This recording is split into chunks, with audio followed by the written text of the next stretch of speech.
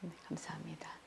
오늘은 주님의 영광을 위하여라는 제목을 가지고 함께 말씀을 나누겠습니다. 오늘의 본문 말씀을 쓴 사도 바울은 예수 믿는 사람들을 핍박하고 잡아서 죽이는 데 앞장섰던 사람이었습니다. 스데반의 죽음으로 인해서 예수 믿는 사람들이 예루살렘에서 다 여러 곳으로 흩어졌습니다. 사도 바울이 예수 믿는 자들이 다마스쿠스라는 곳으로 많이 피해서 도망가 있다는 이야기를 듣고 그들을 잡아오려고 다마스쿠스라는 곳으로 가는 도중에 빛으로 임하신 주님을 만나서 회심한 뒤에 이제 그는 예수를 핍박하던 자에서 부활하신 예수를 전하는 전도자가 되어서 안디옥 교회로부터 파송을 받아 갈라디아 남쪽, 현재 터키 남부 지역으로 전도 여행을 가서 약 2년간 1차 전도 여행을 다녀옵니다. 그 자신이 다녀왔던 그 선교지들을 다시 방문해서 교회와 성도들 돌아보려고 2차 전도 여행을 하러 갔을 때 성령께서 북쪽으로 가려고 하는 사도 바울에게 그 길을 막고 마게도냐 환상을 보게 해주셔서 그곳으로 건너가서 빌립보, 데살로니가, 골로새에 있는 교회들을 개척하고 1년 반이나 고린도라는 도시에 머물면서 자신이 개척했던 그 고린도 교회 성도들에게 보낸 편지 중에 일부가 바로 오늘 읽은 본문 말씀입니다. 고린도 교회는 부산이나 인천처럼 큰 항구 도시였습니다. 그 당시에 인구 보통 평범한 사람들이 25만 명이 살고 종들이 40만 명이나 살았던 큰 도시입니다. 그러다 보니까 배가 들어올 때마다 내리는 선원들과 배에 싣고 온 물건을 사고 파는 상인들이 모여들었기 때문에 음식점들, 여관이나 숙박시설, 술집이나 유행가가 발달한 그런 도시였습니다. 그런데 특별히 고린도에는 아프로디테라는 사랑의 여신을 숭배하는 신전이 있었는데 그 신전에서는 1000명이 넘는 여자 사제들이 매춘을 종교 행위의 일부처럼 행했기 때문에 매우 음란하고 성적으로 문란한 도시였습니다. 그래서 방탕하고 음행하는 그런 사람들을 부를 때 고린도 사람 같다고 하는 말이 유행할 정도였습니다. 이렇게 방탕하고 부패한 도시에 사도 바울은 복음을 전하고 다른 곳보다 더 오래 머물면서 고린도 교회를 개척했습니다. 고린도 교회를 개척하고 돌아와서 또 다시 3차 여행을 떠나서 에베소라는 곳에 와서 사역을 할 때 고린도 교회 사정을 잘 아는 클로에 집안의 사람들이 와서 고린도 교회에 여러 가지 심각한 문제가 있다는 소식을 사도 바울에게 전해줍니다. 먼저 고린도 교회에 자신의 의붓 어머니와 간음하는 교인이 있는데 교회에서 이를 묵인해서 도덕적으로 성적으로 타락이 되었다는 것을 알려주었습니다. 그런데 이것은 그 옛날 고린도 교회에만 있는 문제가 아닙니다.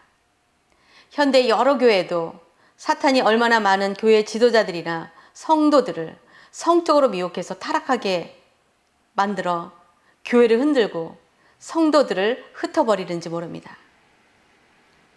이것에 관해서 사도 바울은 우리들의 몸이 성령이 거하시는 성전이라고 말하면서 우리의 몸을 정결하고 거룩하게 지켜야 한다고 명령하며 편지합니다.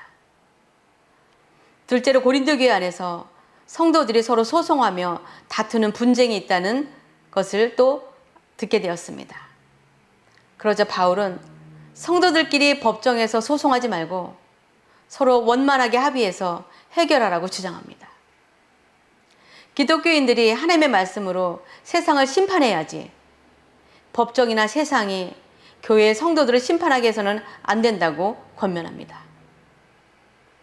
얼마 전에 최근에 은퇴하신 한 목사님으로부터 이런 이야기를 들었습니다.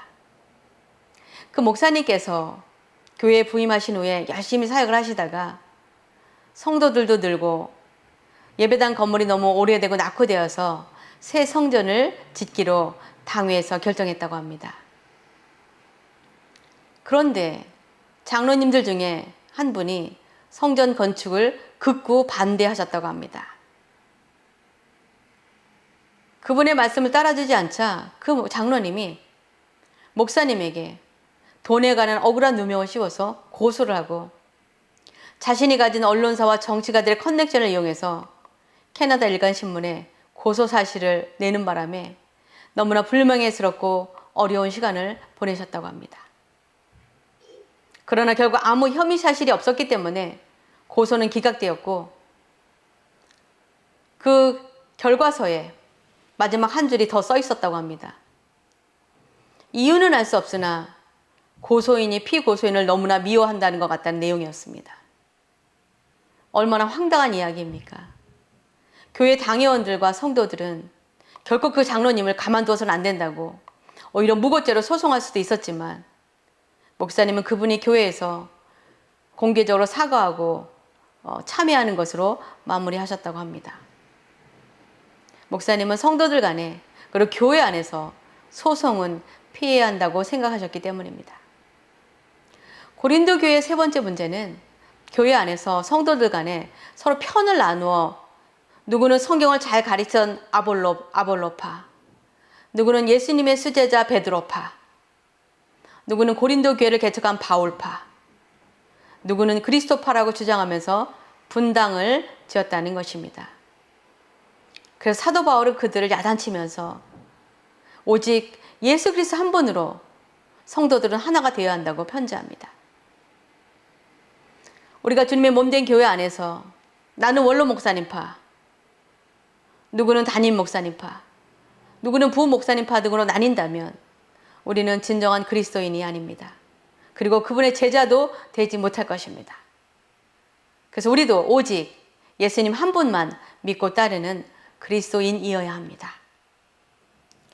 고린도 교회의 네 번째 문제는 빈부의 격차에 관한 것이었습니다. 교회 안에서 부유한 사람들은 음식을 많이 가져와서 먼저 먹어버리고 일을 하다가 늦게 온 종들은 나중에 와서 먹을 때 음식이 부족해서 불평과 불만이 생기게 되었습니다. 게다가 교회에서 음식을 먹으면서 또 술에 취한 자들도 있었기 때문에 사도 바울은 우리가 먹고 마시며 무엇을 하든지 다 그리스도의 영광을 위해서 해야 한다고 주장했습니다. 그리고 또 다른 문제는 고린도 교회 성도들이 받은 영적인 은사에 대해서 서로 시기하고 질투하고 교만하게 됐다는 것입니다. 성도들 중에 방언을 하는 자는 방언의 은사를 받지 못한 자들을 무시하거나 또 여러 가지 예언의 은사와 신리의 은사를 받은 자들은 그런지 못한 자들 앞에서 교만했습니다. 그래서 사도 바울은 우리가 잘 아는 고린도전서 13장 1절에서 3절에 이렇게 그들에게 써서 보냈습니다. 우리 박종기 집사님께서 읽어주시겠습니까? 고린도전서 13장 1절에서 3절.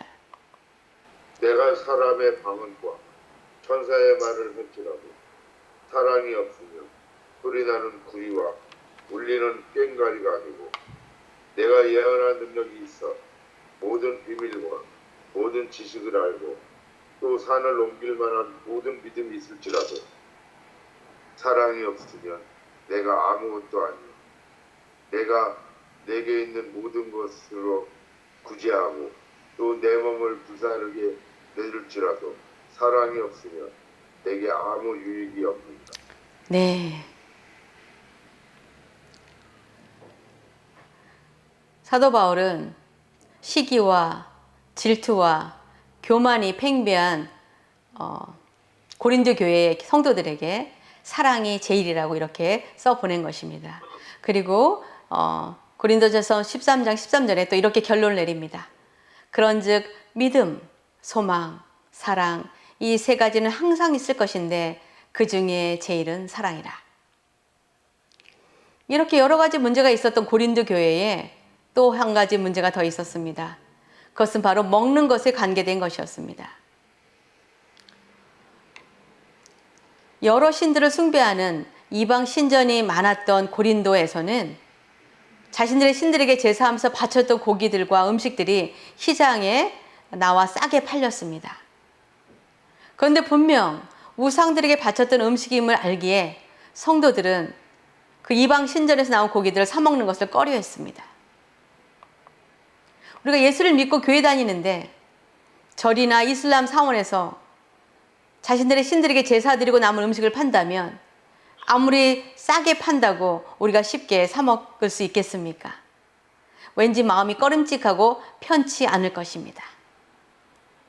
그러나 그 음식 자체는 전능하신 하나님 앞에서 아무것도 아니기 때문에 우리의 믿음이 있으면 무엇이든 다 먹을 수 있습니다. 그러나 믿음이 연약한 자들은 그런 음식을 먹는 것을 인해서 시험에 들기 때문에 우리가 비록 아무 음식이나 먹을 수 있어도 그렇지 않은 자들을 위하여 절제해야 한다고 사도 바울은 오늘의 본문 말씀 고린도전서 8장 8절에서 9절에 이렇게 권면하고 있습니다. 우리 이명 장로님께 읽어주시기 바랍니다. 고린도전서 8장 8절에서 9절. 음식은 우리를 하나님 앞에 내세우지 못하나니 우리가 먹지 않는다고 해서 더 못 사는 것도 아니고 먹는다고 해서 더 잘 사는 것도 아니니라. 그런즉 너희의 자유가 믿음이 약한 자들에게 걸려 넘어지게 하는 것이 되지 않도록 조심하라. 네. 저도 어린 시절 새해 첫날이 되면 저희 큰아버지 댁에 가서 조상들에게 제사 지낸 음식을 먹어야 했습니다. 저는 그때 어렸기 때문에 제 신앙의 양심상 먹는다 안 먹는다 할 수 있는 상황이 아니었기 때문에 어쩔 수 없이 하나님께 기도하고 그 음식을 먹었습니다.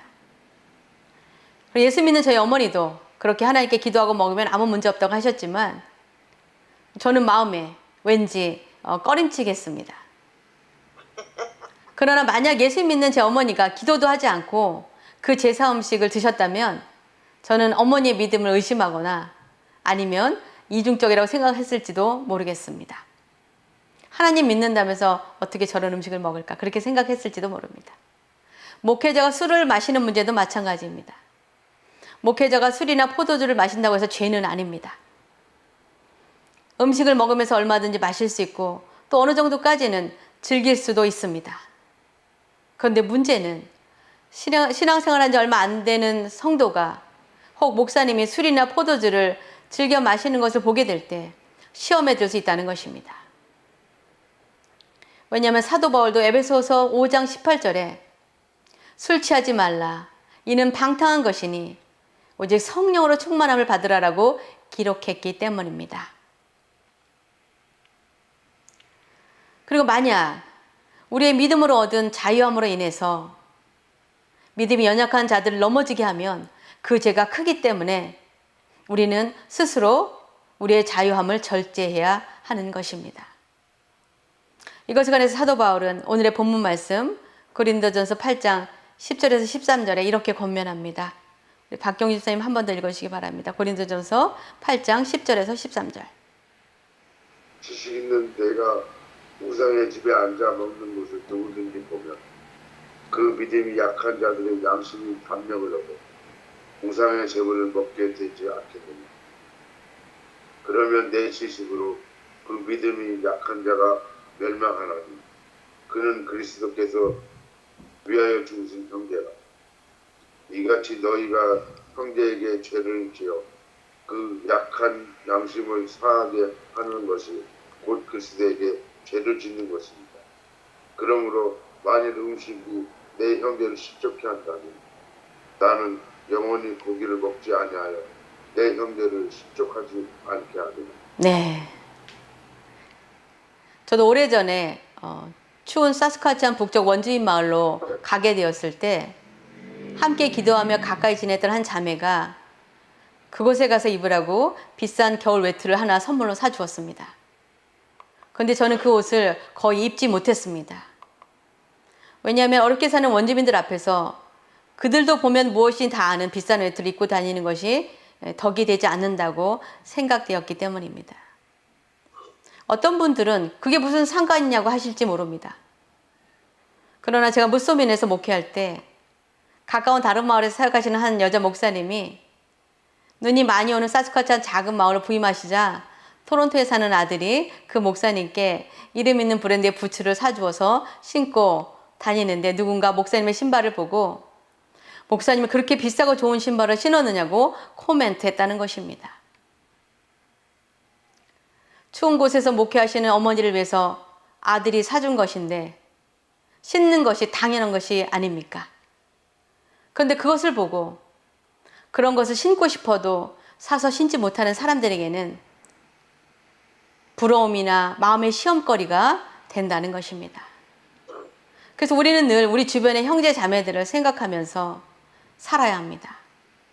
혹 우리에게 너무나 당연한 것이어도 누군가의 마음에 시험이 될 수 있다면 우리는 조심해야 하는 것입니다.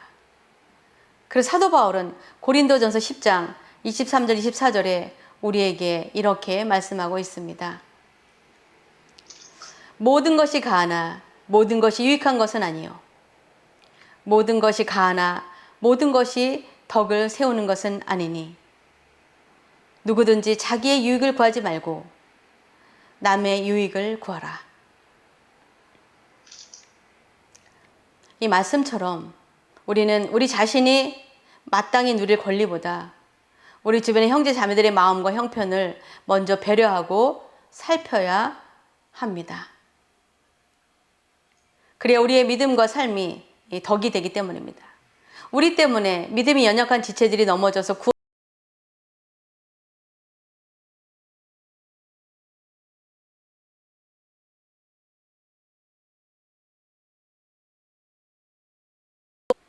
마태복음 18장 6절에서 7절. 누구든지 나를 믿는 이 작은 자 중 하나를 실족하게 하면 차라리 연자 맷돌이 그 목에 달려서 깊은 바다에 빠뜨려지는 것이 나으니라. 실족하게 하는 일들이 있음으로 말미암아 세상에 화가 있도다. 실족하게 하는 일이 없을 수는 없으나 실족하게 하는 그 사람에게는 화가 있도다. 네. 저와 청소년 시절에 함께 교회 다니던 친구가 있었습니다. 고등학교를 졸업하고는 서로 다른 삶을 살다가 제가 캐나다로 오게 되어서 연락이 끊어지게 되었는데 그러다 20년이 지난 어느 날 온라인으로 어떻게 연결이 되어서 제가 한국을 방문하게 되었을 때 학창시절 함께 교회 다니며 신앙생활 하던 교회 친구들을 모두 한 자리에서 만나게 되었습니다. 그런데 다른 친구들은 여전히 신앙생활을 잘하고 있었고 한 친구는 목사가 되어 있었습니다. 그런데 놀랍게도 그 친구는 교회를 다니지 않고 하나님도 믿지 않는다고 해서 너무나 놀라게 되었습니다. 어떻게 그렇게 되었느냐고 물어보자 자신이 군대 갔을 때 교회 다니는 자신의 상사가 부하였던 자신을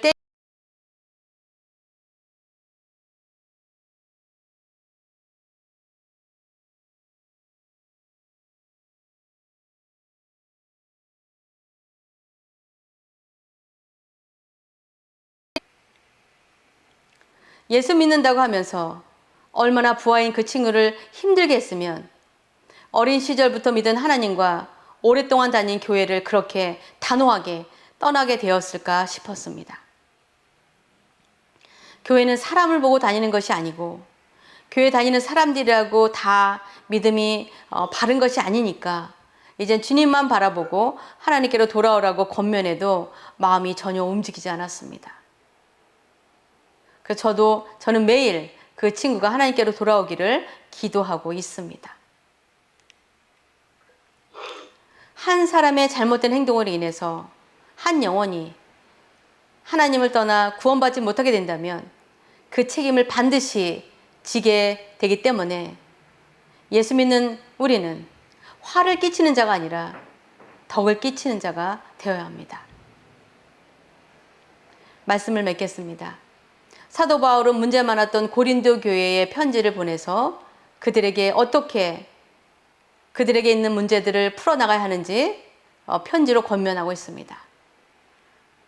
그런데 고린도 교회의 문제들은 지금 우리들이 다닌 현대교회에서도 얼마든지 볼 수 있습니다. 그렇기 때문에 우리들도 늘 말씀과 기도를 통해서 우리 자신들의 삶을 돌아보아야 할 것입니다. 모든 것이 가하다 하더라도 우리 주변의 형제 자매들에게 유익한 것이 아니라면 우리는 우리의 삶을 절제해야 합니다.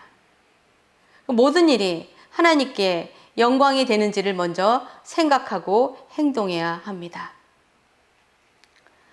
사도 바울은 고린도전서 10장 31절 33절에 이렇게 기록하고 있습니다. 우리 마지막으로 박종규 집사님 읽어주시기 바랍니다. 고린도전서 10장 31절에서 33절.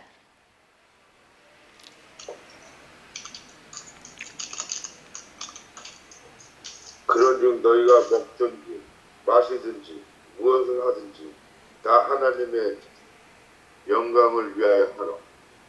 유대인에게나 헬라인에게나 하나님의 교회에나 거치는 자가 되지 말고 나와 같이 모든 일에 모든 사람을 기쁘게 하여 자신의 유익을 구하지 아니하고 많은 사람의 유익을 구하여 그들로 구원을 받게 하라. 네. 저는 저와 여러분이 우리 주변의 형제 자매들을 늘 생각하고 혹 내가 하는 행동으로 인해서 다른 이들이 실족하거나 넘어지지 않도록 조심하고 우리가 먹고 마시며 무엇을 하든지 하나님의 영광을 위하여 살아가게 되시기를 주님의 이름으로 축원합니다. 기도하시겠습니다.